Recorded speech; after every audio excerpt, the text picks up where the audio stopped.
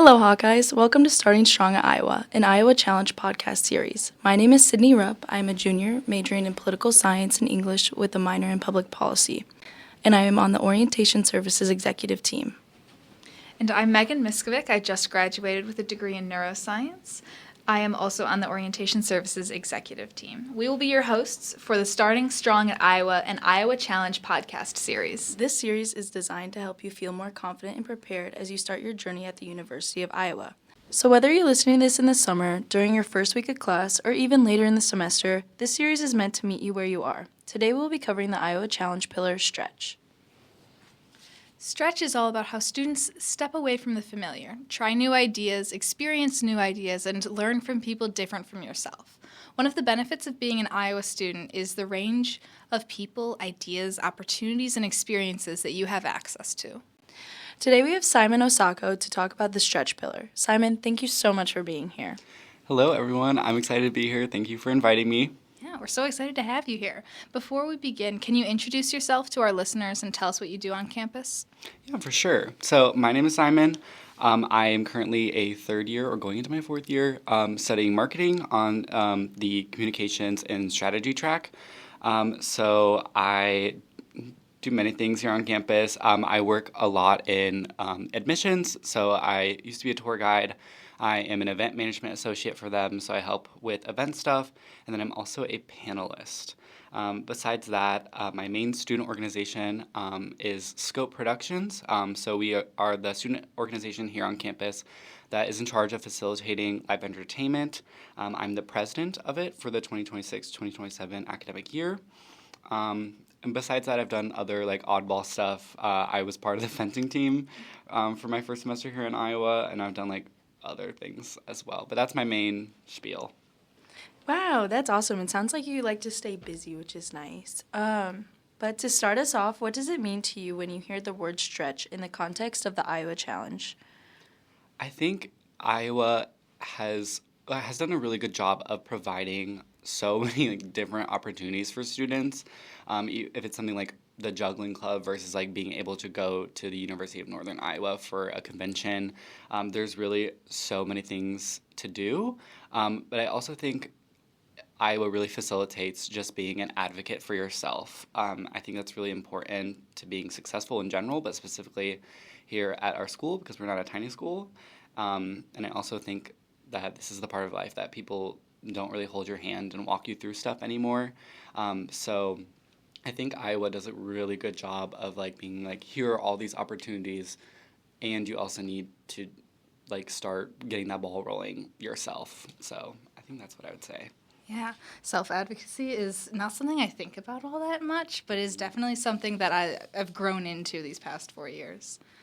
What's a big step for you that you've taken that felt scary, and how did you overcome that fear?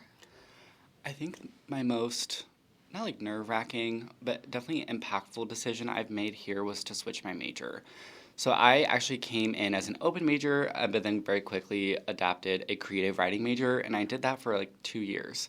Then I was just, in my student org, I was put on the marketing team. I really fell in love with marketing as a form of storytelling, but I kind of that's a big, uncomfortable field. I'd have to transfer to Tippy, which is a different college. So it was just a lot of whoa, I'm taking a way different track than what I thought I was going to be on. So that was definitely difficult, and I just wanted to follow what I kind of gut feeling, and I ended up doing it. I was really nervous because I knew I'd be around different social circles, all that kind of stuff. But I'm really glad I did. I found a really great bunch of people, and I'm really happy to be on the marketing track. I feel there's a lot of opportunities there as well, so it's just been really fun to kind of explore a different side of campus.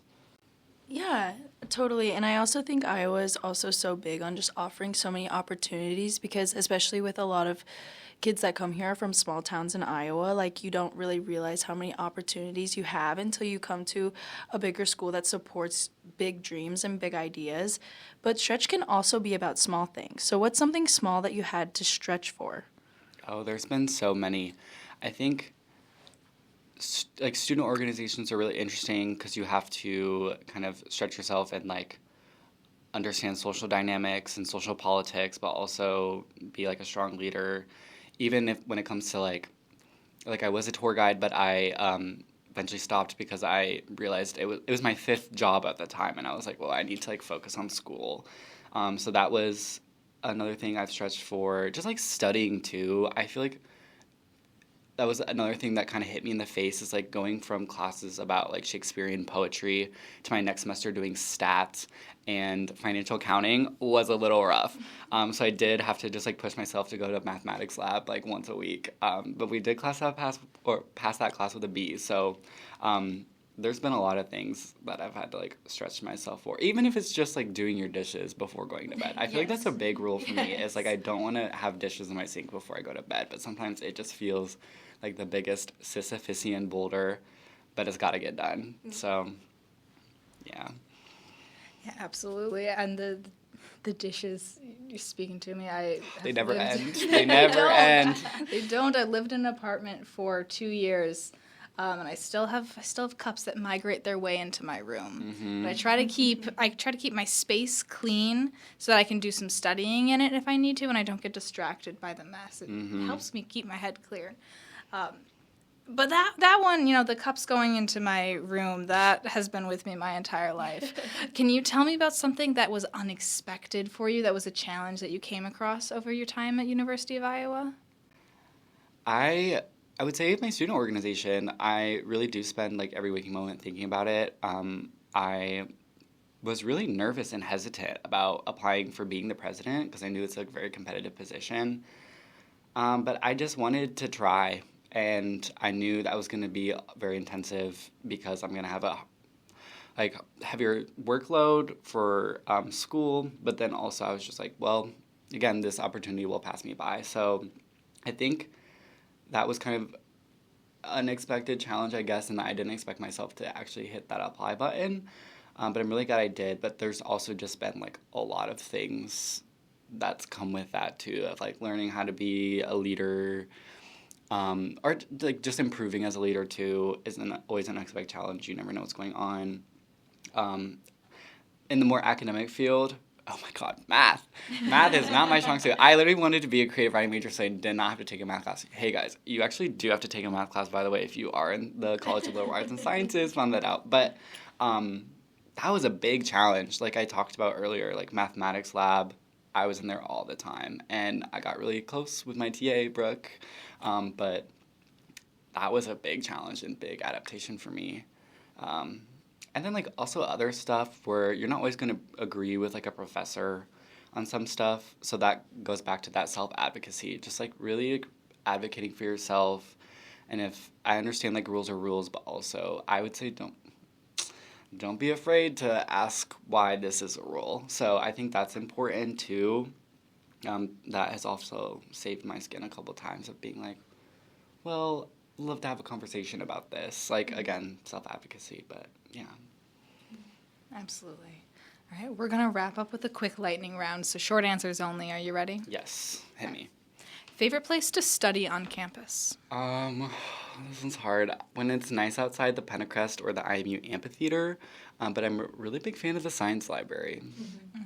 I would agree with that. When I found out about the science library, I was like, oh my gosh, it's so like cute. secret. And they always I have know. like coffee and tea at the front. I know. It's cute. Part of me is like, I want to gatekeep this, but Yeah, I no, don't tell anyone, guys. Guys, don't go there. No, I'm kidding.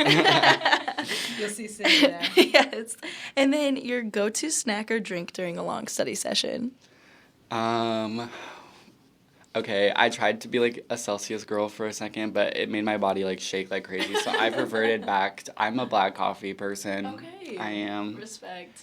I can't do that. What's the most underrated resource at Iowa? The mathematics lab helped me the most by far. I would also say office hours, but also hint, guys, ask your professor about their like kind of personal life too. Just like get them to know them as a person, I guess, because it's like this weird phenomenon, but I've taken home multiple houseplants because I just told my professors I was like really into plants, and they're like, well, I have a cutting for you. And I was like, cool, I'll be at your office hours next week. That is fascinating. I do love to humanize my professors because they're all really nice people. And if I see them as this scary person who's just telling me a bunch of information. Sometimes it doesn't go too well, so I like to. It's their chat. first time on Earth too. Yeah.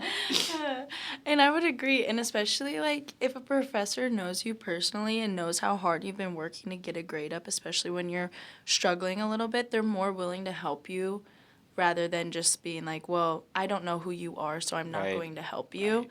And yeah, but no, I love my professors, but I do yeah. too. They're great. And they're so awesome. And then one word to describe your first semester at Iowa. Like bamboozle. Like I was like it was a very chaotic semester because I was like finding friends, finding what I wanted to study. Again, the fencing team, crazy side quest.